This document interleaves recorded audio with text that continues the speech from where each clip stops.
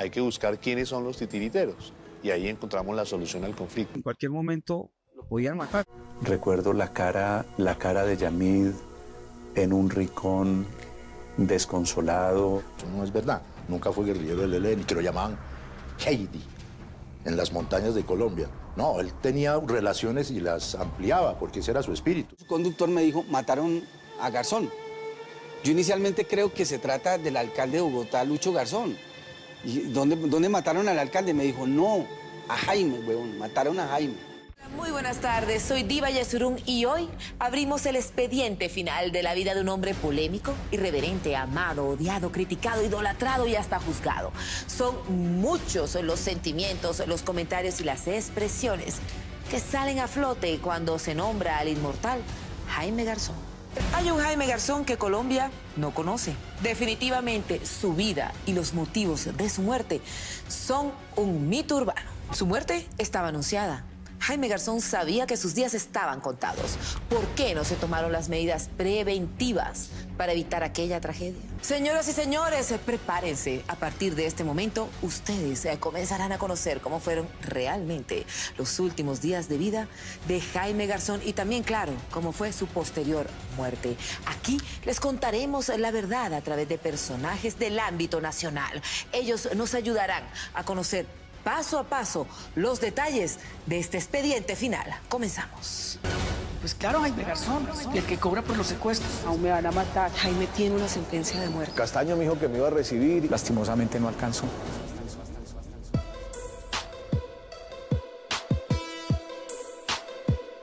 Buenas noches, Edificio Colombia, le hablan Néstor. Quienes conocieron de cerca a Jaime Garzón aseguran que era un hombre feliz, realmente feliz. Su forma de ver la vida era bastante particular. Ay, ya no me puedo emborrachar a las 11 de la mañana porque mire lo que pasa. Jaime vino a este mundo sin límites. El chip de la prudencia, él, yo creo que nunca lo conoció, se le fundió durante el parto cuando nació. Sin duda Jaime era un genio, o sea, era un hombre con una chispa, con una agudeza, con una percepción de la realidad, con un buen sentido del humor y además un sentido del humor negro. Primero era un tipo muy chévere, muy abierto, muy espontáneo, muy inteligente. No era esta figura que han endiosado pues las generaciones que ni siquiera lo conocieron, ¿no? Porque los millennials no tienen ni idea sino lo que escucharon de él. Era un ser humano y como cualquier ser humano estaba también lleno de demonios.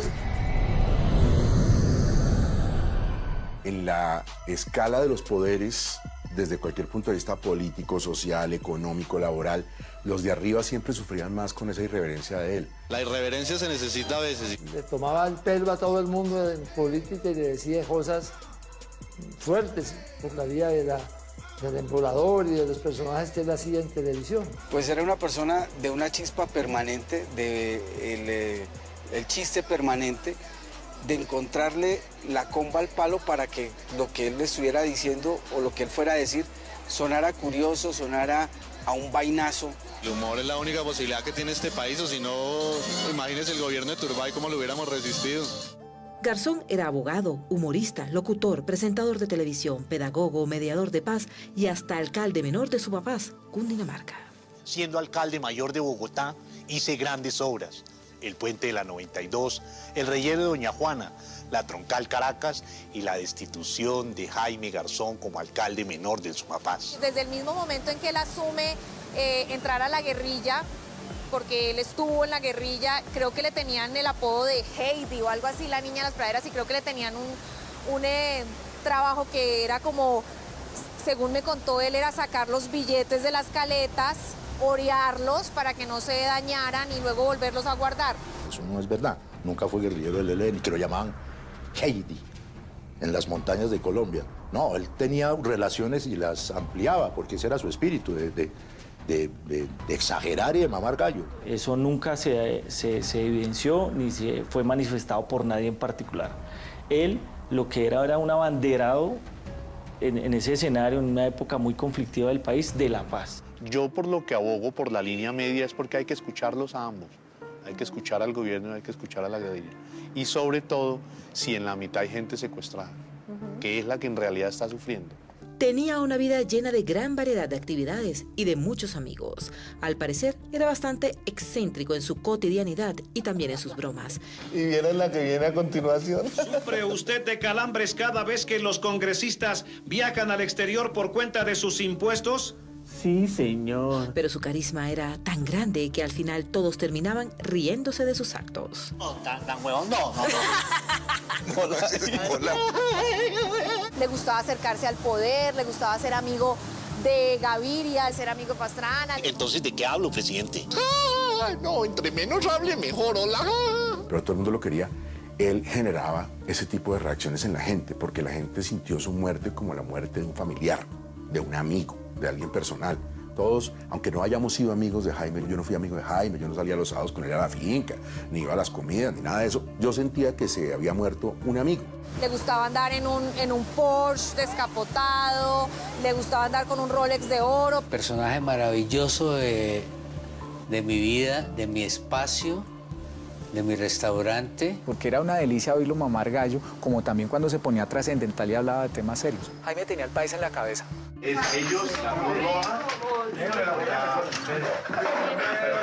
Era un convencido de que Colombia merecía vivir en paz.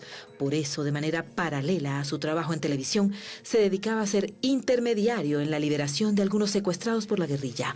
Esto hizo que fuera vinculado por parte de algunos sectores con grupos insurgentes. Y desde el ejército, en esa época terrible de influencia de los paramilitares, comenzaron a decir que Jaime era un guerrillero, y Jaime estaba haciendo en realidad era una gestión humanitaria movido por el dolor de las familias que le pedían que interviniese. No estaba ni a este lado ni a este, sino siempre como en el papel mediador, en el del centro, porque le gustaba criticar a este y al otro. La guerrilla es un títere, los paramilitares son un títere, el ejército es un títere. Hay que buscar quiénes son los titiriteros y ahí encontramos la solución al conflicto. Fue designado mediador por el gobernador de Cundinamarca de la época, por Andrés González. Y bajo ese rol, él comenzó a desempeñar un papel en la mediación de algunos secuestros. La FARC secuestraba gente, él le ayudaba por solicitud de las familias a que se pudiera resolver el problema del secuestro. Era una acción humanitaria, una actitud humanitaria de Jaime Garzón. Y en ese rol generó una enemistad o una resistencia muy importante de un sector de la fuerza pública. A mí no me consta si cobraba comisiones o no cobraba comisiones por hacer esos trabajos. Hay quienes dicen que sí lo hacía, para los paramilitares sí lo hacía, y así es como ellos se justifican ese acto de barbarie que cometieron al haberlo asesinado. Evidentemente allá había plata de por medio, pero Jaime nunca tocó eso. En parte por eso lo mataron, digo en parte, por esa mentira, como tantas mentiras, y ahora las llaman posverdades, que le crean a las gentes y a las personas conocidas. Jaime lo que hacía era un trabajo humanitario. Es decir, en virtud de que había conocido durante su trabajo en el Sumapaz a los comandantes de esos frentes de las FARC, empezando por Ramaña, él no negociaba los secuestros, facilitaba las posibilidades de la liberación de esa gente. Entonces Jaime se iba una vez a la semana en un Jeep Cherokee que tenía, a los llanos.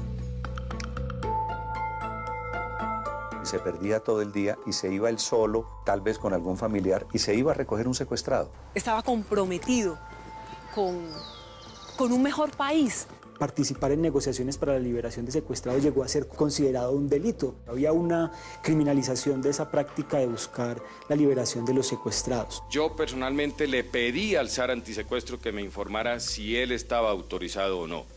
Y la respuesta es que sí estaba autorizado. En esa etapa de los últimos meses de vida de Jaime, el entonces procurador Jaime Bernal Cuellar organizó un grupo que ayudara a ver si el proceso de paz o de conversaciones con el ELN avanzaba. Y nosotros fuimos parte de ese grupo. Ahí estaba Jaime, estaba yo, estaban otras personas, estaba Horacio Serpa. Había una serie de personas que formamos un grupo de mediación para conversar, para ayudar a que el gobierno y el ELN se sentaran y conversaran y avanzaran en un acuerdo de paz. Jaime era convencido de la paz. Y de la paz no solamente la de Belisario, que él la conoció perfectamente, sino que se podía hacer un proceso para llegar a sentarnos a hablar. El verdadero problema en la guerra en Colombia es la corrupción. Es que hay muy poquitos que se roban lo de todos. Se roban roban lo de todo. Jamás perdió el buen humor, a pesar de que tenía la certeza de que sus últimos días estaban contados. A Garzón le llegó la razón de que lo iban a matar. Solo su círculo cercano de amigos supo de las crueles amenazas. Si mis vecinos pelean mientras no se metan conmigo, no tengo problema. Pero si ya se van a meter conmigo, me parece que ya uno termina siendo una víctima de un conflicto ajeno. Semanas antes del asesinato, del homicidio de Jaime Garzón, él me dijo que estaba preocupado porque sentía que había una situación de amenazas contra él. Fue una semana, yo creo que terrible para él porque era sentir que en cualquier momento lo podían matar. En este restaurante, Jaime Garzón vivió varios de los momentos más agradables de su vida, pero también fue precisamente aquí donde Piedad Córdoba le entregó un mensaje que cambiaría su norte. En él había fuertes amenazas en contra de su vida. Definitivamente, sus detractores no estaban jugando. Yo le conté, le dije, hermano, muévase. Es más, le dije, hable con Yamid, busquen al presidente. A ti te van a matar. Le dije, yo me salvé, por ahora, le dije yo. Pero yo creo que a ti te van a matar. Y sabía que detrás también había lo que uno pudiera llamar unos autores ideológicos, que no son los que dan la orden, pero los que crean el piso político para el magnicidio. Como decir, ala, es que ese tipo es inconveniente. No dicen sino eso, y les basta, porque los otros actúan. Jaime sabía todo eso y el riesgo en el que estaba. Cumplí con mi deber ético y moral de hablar con Jaime.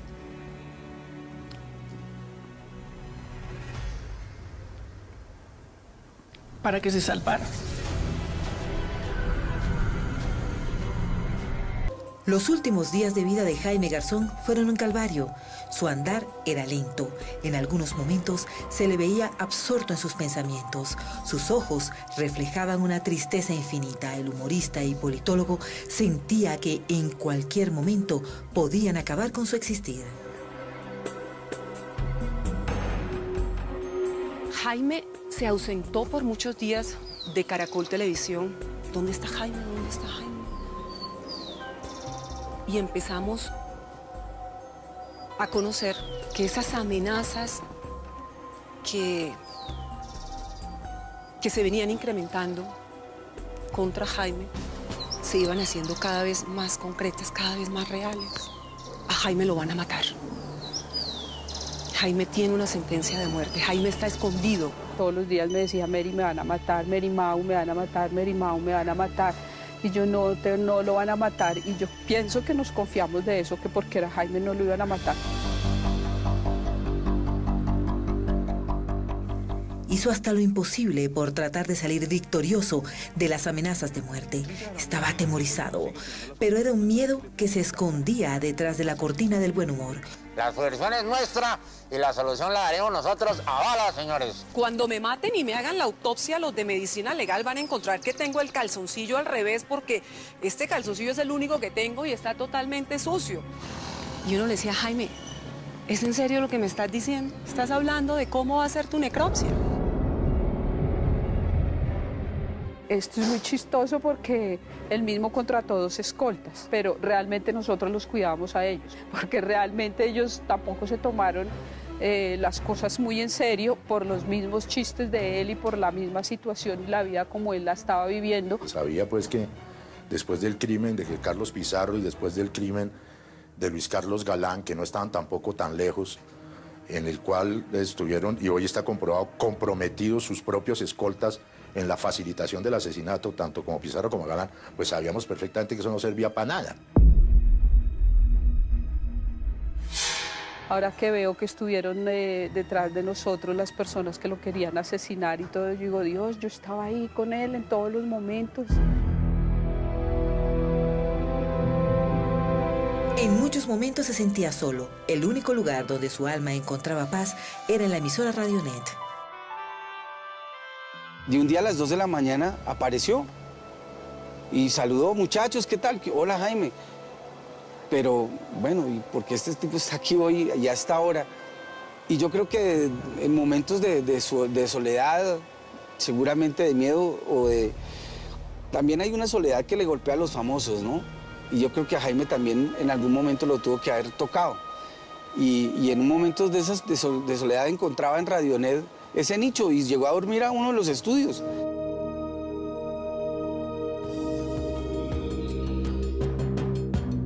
Pocos días antes de que lo asesinaran, fue a la cárcel Modelo de Bogotá para encontrarse cara a cara con quien fuera uno de los jefes paramilitares, Ángel Custodio Gaitán.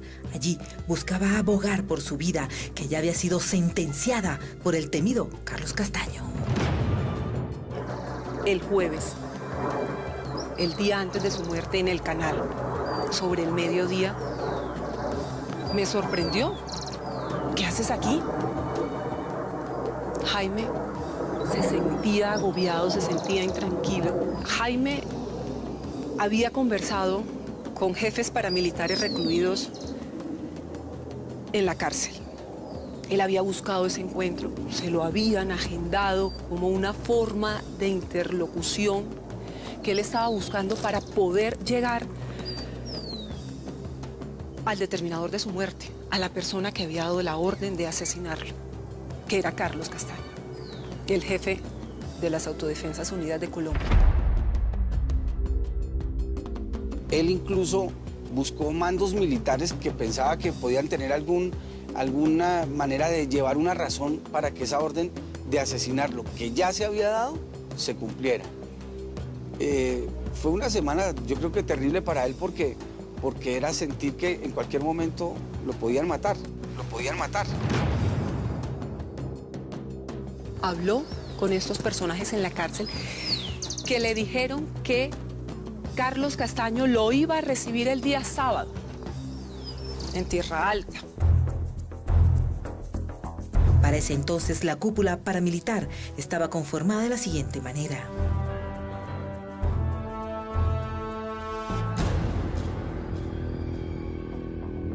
Había habido una especie de federación o reuniones donde se llegó por todos esos clanes de paramilitares que había en el país a que el líder iba a ser Carlos Castaño. Para ese momento, él como máximo comandante y segundo, don Berna, que es Bernardo Murillo, ellos tenían una especie de consejo asesor y miembros de ese consejo asesor eran miembros de la fuerza pública y otros particulares que tenían una especie de renombre. Ese grupo de asesores de Carlos Castaño fue el que le sugirió que asesinara a Jaime Garzón. Carlos le explica ahí la necesidad de dar de baja a Jaime Garzón. En la carpeta que deja el señor Narváez ya está toda la información sobre él.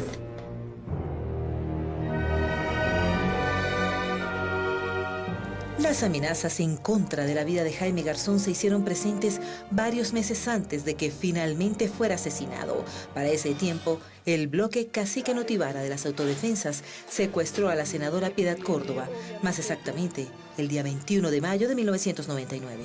La senadora antioqueña Piedad Córdoba, de 44 años, fue secuestrada hoy en Medellín. Como a los 8 días de estar secuestrada, llegó a donde me tenían a mí guardada, Carlos Castaño, como a las 2 de la mañana. Pues yo estuve en una actitud muy grosera con él, muy soberbia. Entre otras cosas porque yo también lo había atacado mucho por el tema paramilitar. Conocía como presidente de la Comisión de Derechos Humanos la cantidad de crímenes que habían cometido. Y yo duré por lo menos 2 horas dándole la espalda. Y hubo un momento en que él me dice que yo soy la tesorera del ELN. Y entonces yo ya ahí sí me levanté y lo increpé muy fuerte, muy duro, y el tipo se salió porque yo me salí de la ropa.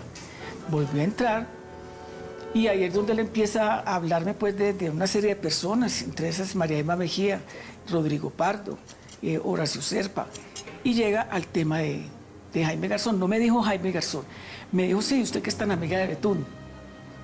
Yo dije, ¿Betún? ¿Qué será Betún? Yo no sé quién es Betún. Pues claro, Jaime Garzón, el que cobra por los secuestros. Y es ahí donde él asumió una actitud muy amenazante, muy fuerte contra Jaime. Y yo fui quien le di la noticia a él cuando salí del secuestro. ¿Qué le dijo el señor Carlos Castaño? ¿Que por qué la secuestraba? ¿Por qué la mantenía retenida? ¿De qué hablaron ustedes? Pues todo relacionado con el tema de mi apoyo a lo que es el tema de la paz frente a los actores del conflicto. También intentó en vano reunirse con el general Jorge Enrique Mora, quien en ese momento era el comandante del ejército.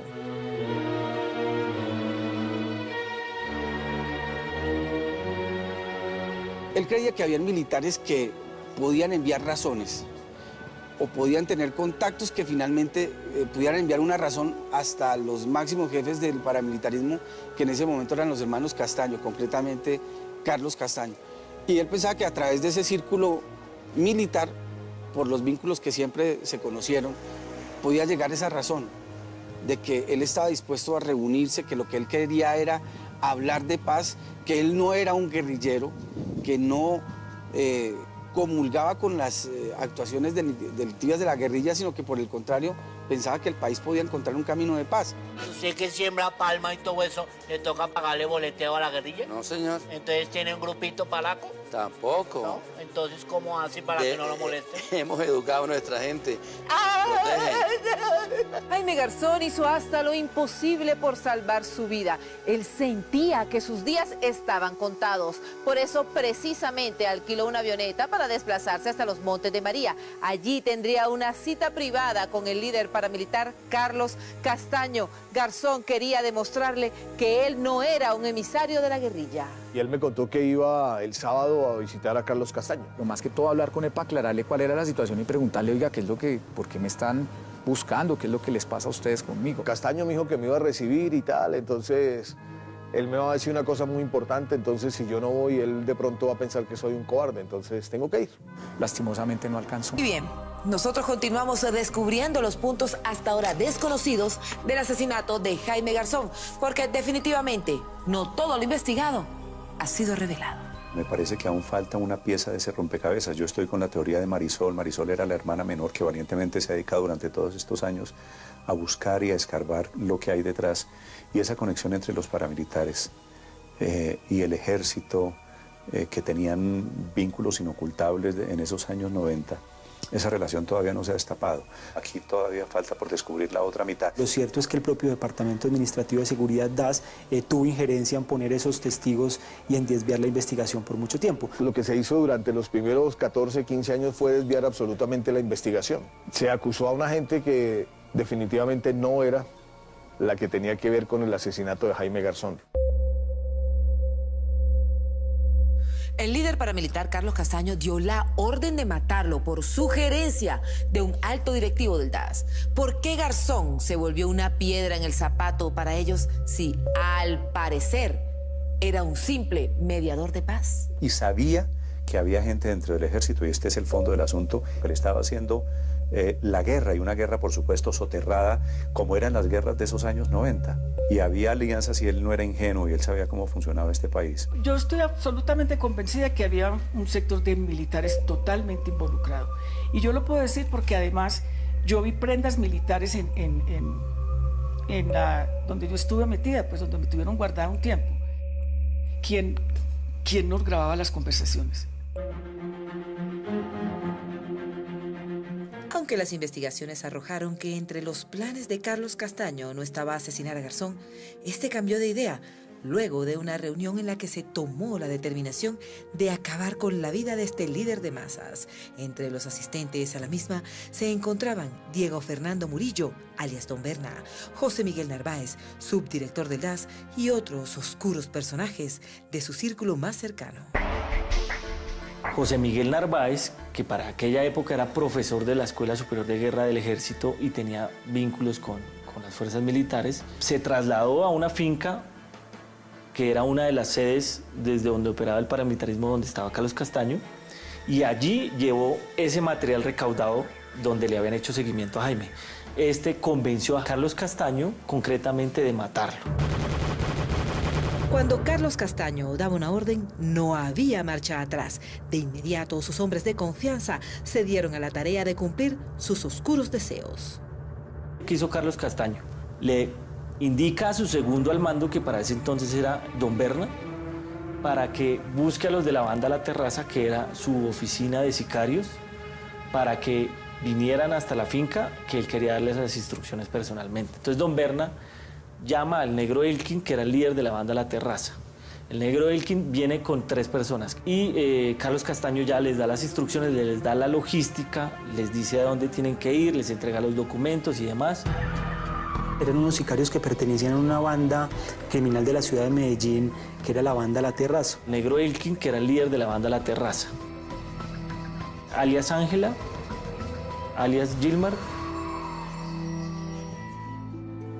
Durante varios días se realizó de manera minuciosa el seguimiento a cada una de las actividades de Garzón, sus horarios, sus amigos, los sitios que frecuentaba, las horas que trabajaba, su rutina, con quién se entrevistaba, su teléfono estaba interceptado.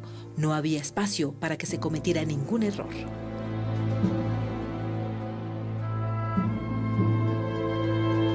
Pero ya en los últimos días, cuando ya vimos todo tan cerca, él me colocaba grabaciones que le dejaban en la grabadora o en el celular y me decía, esto va en serio, pues ya ahí yo me timbraba. Jaime estaba paranoico, yo creo que él sabía que lo querían matar y había muchas versiones sobre su seguridad.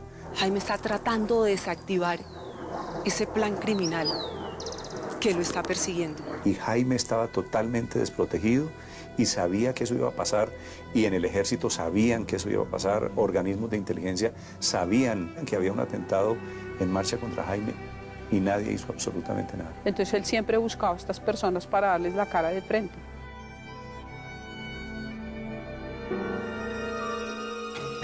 Eran las 5:32 de la mañana. Jaime, como todos los días, iba rumbo a su trabajo en la emisora Radionet.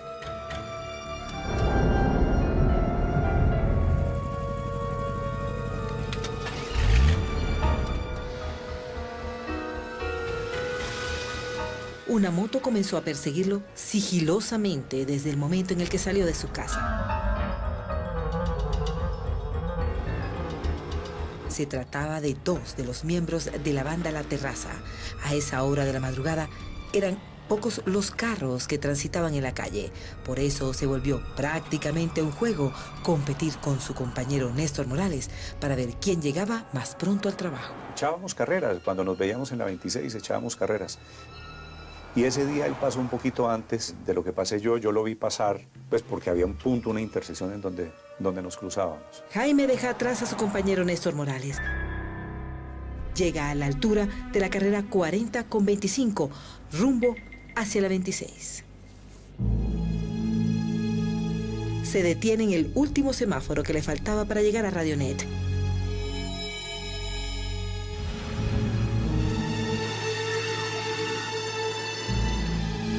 Allí los sicarios, sin pensarlo 2 veces, lo abordan y descargan el arma.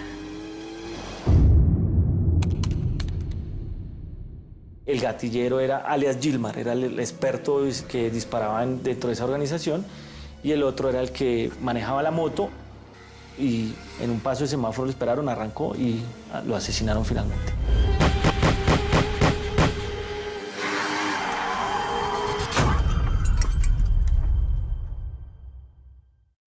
Yo pasé 30 segundos después. No vi el cuerpo, vi el carro. Estaba el carro estrellado y yo seguí porque Radionet era una cuadra después. Yo llegué a trabajar a las 5:45 de la mañana, tenía turno de 6 y tenía que preparar ese boletín. Yamid entró como faltando 5 para las 6. La puerta la tiraron fuertísimo, Yamid se metió a un estudio y Carlito, su conductor, me dijo, mataron a Garzón. Yo inicialmente creo que se trata del alcalde de Bogotá, Lucho Garzón. ¿Y dónde mataron al alcalde? Me dijo, no, a Jaime, huevón, mataron a Jaime.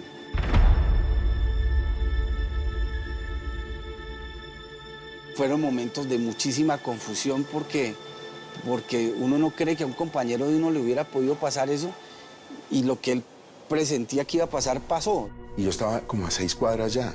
Entré por esa calle y lo primero que veo, ahí estaba el carro de él, en el poste.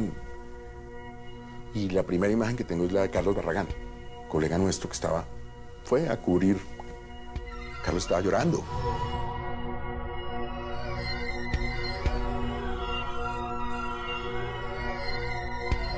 Fue horrible. fue terrible. Y había una aglomeración de gente. ¿Dónde está? Me mandaron, yo me fui, ¿no? Y de repente llegué ahí, a esa esquina de Quinta Paredes. Había muy pocas personas en ese momento. Muy pocas personas. Yo le dije a mi camarógrafo, graba todo, graba en detalle, graba todo. No quiere hablar, hermano, ella no quiere hablar. Simplemente podemos pasar imágenes. Porque de repente necesitamos estas pruebas para que se esclarezca el crimen de Jaime. Recuerdo la cara de Yamid en un rincón desconsolado. Recuerdo a Albaluz Herrera, que era la jefe de reacción en ese momento, tumbada, caída del dolor, las caras.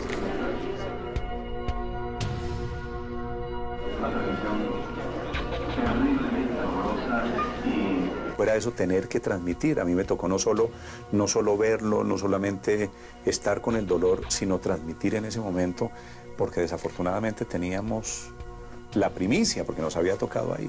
Cuando uno entraba a la izquierda por un corredor estaba la cabina. Y yo veo que sale Yamid.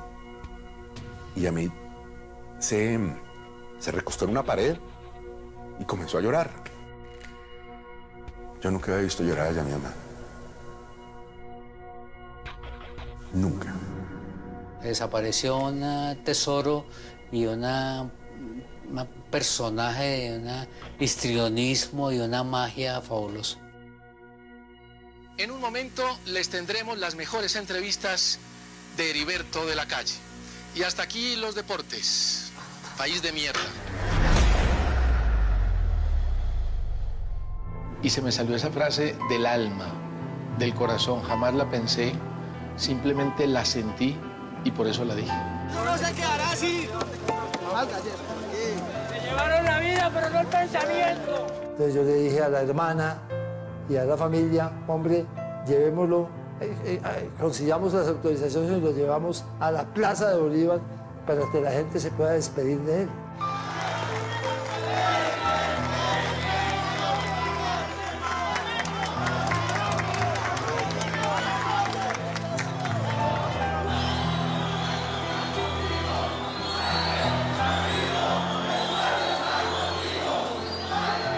Fuimos del noticiero y no pudimos entrar a la cámara ardiente, porque era tanta la gente y había colas que querían darle un último adiós a Jaime, que lo querían ver, que no pudimos entrar, y yo creo que siquiera no entramos. Ese día en la Plaza de Bolívar, además de que estaba absolutamente llena, había una indignación popular demasiado grande. La gente estaba con una tristeza muy grande, pero una indignación superior. Si decir la verdad cuesta la vida, que nos maten a todos. Es una de las experiencias más sensibles que yo haya visto.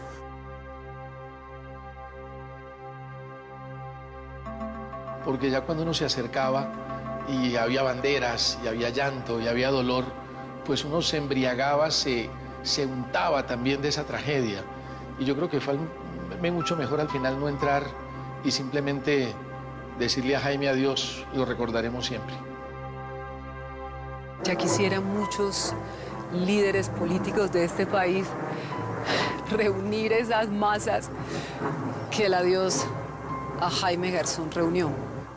Como si en la Plaza de Bolívar se hubiera congregado lo más representativo del país, estudiantes, admiradores que se caracterizaron como el mismo Heriberto, políticos, miembros de la farándula, no sé, de la clase política, o sea, todo el mundo fue a la Plaza de Bolívar. ¡Que viva Jaime! ¡Que viva la esperanza! ¡Que viva Colombia! ¡Que viva la paz!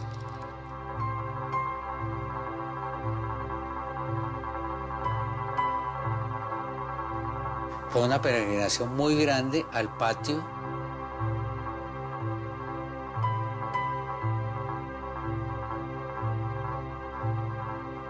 Y al barrio, porque este fue el barrio de Jaime. Aquí Jaime vivió aquí, Jaime nació aquí, Jaime se hizo aquí.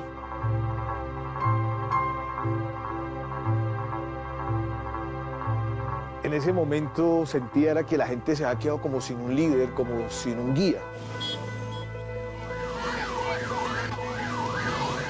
Era un pueblo gritando Garzón, Garzón, Garzón, Garzón.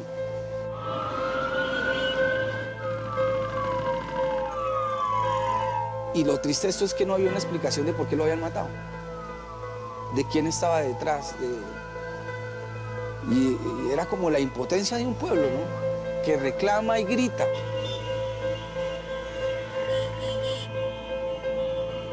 Y reclama con el nombre y siente rabia, uno sentía la rabia de la gente. Porque es emocionante sentir el pueblo, es muy... Uf. Señoras y señores, el canal Caracol les presenta un nuevo informe sobre el accidente desgraciado que acaba de ocurrir en la autopista, en el puente de la calle 122, que por el peso de la gente que aguardaba el paso del desfile fúnebre de Jaime Garzón se hundió. Se cayó el puente después en la autopista norte. Su entierro fue como a las 4 de la tarde y a las 10 de la noche todavía había gente acompañando, tocando, gente que yo decía, ¿de dónde salió todo este cariño para Garzón? Yo tengo unos recuerdos profundamente dolorosos y además ya al final de cuentas uno no sabe qué es cierto o no, porque los recuerdos se van magnificando y a uno se le confunden los recuerdos de verdad con las fábulas creadas alrededor de Jaime Garzón.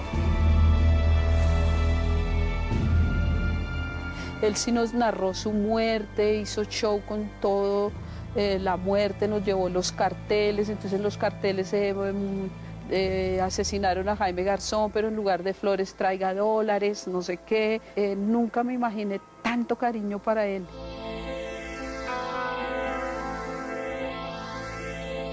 Era una ventana de humor, de esperanza, de paz, y la mataron. La ausencia de Garzón fue un golpe devastador para Colombia. Mientras sus amigos y seguidores lo lloraban, Castaño buscaba borrar todas las evidencias que lo incriminaban. Carlos Castaño más o menos los condena a muerte, los cita en una reunión en Tierra Alta, Córdoba, y les tiende una celada y atenta contra la vida de casi todos ellos. Algunos quedaron vivos, pero paulatinamente fueron la propia organización buscándolos y los fueron asesinando. Por ejemplo, el caso de una muy famosa, que es alias Ángela. Esa mujer fue secuestrada por la policía en el Parque del Poblado y posteriormente es entregada a los grupos paramilitares, al bloque Cacique Nutibara, que la desaparece. Desde aquel 13 de agosto de 1999, pasado casi 20 años, el proceso ha enfrentado varias fases. En concreto, el Departamento Administrativo de Seguridad DAS introdujo algunos testimonios preparados y mendaces que condujeron la investigación pues, por un lugar del que no tenía nada que ver. La investigación avanza con los testigos presenciales. Particularmente recuerdo el testimonio de María Amparo Arroyave, que era una testigo que había afirmado haber visto a los asesinos de Jaime Garzón, pero era un testimonio que no se sostenía porque esta afirmación la hacía, no obstante, ella estaba aproximadamente a unos 150 metros de distancia donde habían ocurrido los hechos, desde un quinto piso. Al mismo tiempo hizo retratos hablados de los asesinos, pero al mismo tiempo afirmaba que estos llevaban casco cuando, digamos, iban en la motocicleta y cometieron el hecho. Rogamos concentrarnos por ahora en el testimonio del retrato que ha sido entregado a los medios de comunicación. No se entiende cómo la Fiscalía le dio credibilidad, pero lo cierto es que el propio Departamento Administrativo de Seguridad DAS tuvo injerencia en poner esos testigos y en desviar la investigación por mucho tiempo. Y esa orden la dio Carlos Castaño, se la dio a un militar que estaba en Medellín en ese momento como jefe del Gaula, para que hiciera todo lo necesario para desviar la investigación, y eso se hizo también a través del DAS. Entonces, esa hipótesis que está hoy abierta es en investigar a todos los funcionarios de Policía Judicial, miembros del DAS, que participaron en ese momento como funcionarios dentro de la investigación, y a su vez a los testigos presenciales que declararon el primer año de la investigación, porque todas esas declaraciones terminaron inverosímiles.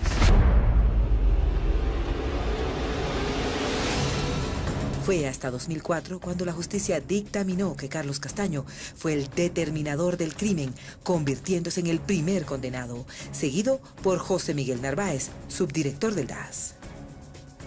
La Fiscalía logró demostrar en el juicio que el señor Narváez había determinado a Carlos Castaño para disponer el asesinato de Jaime Garzón, advirtiéndole supuestamente que Jaime Garzón era un guerrillero y que Jaime Garzón negociaba secuestros para la guerrilla. El juicio contra José Miguel Narváez empezó en el año 2013 y solamente hasta el año pasado tuvimos una sentencia condenatoria. Estamos hablando de un juicio de 6 años, pero una investigación que en su totalidad tomó 18 años para que llegara a una sentencia condenatoria.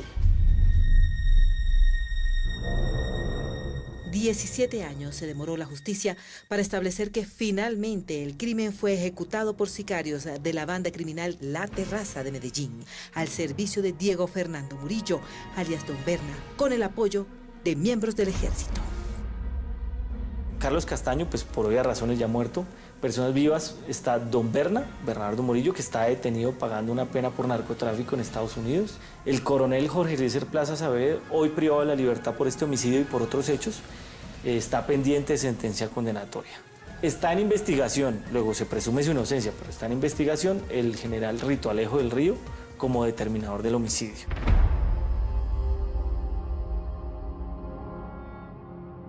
El 13 de mayo de 2008, Don Berna fue extraditado a Estados Unidos por el delito de tráfico de narcóticos y lavado de activos.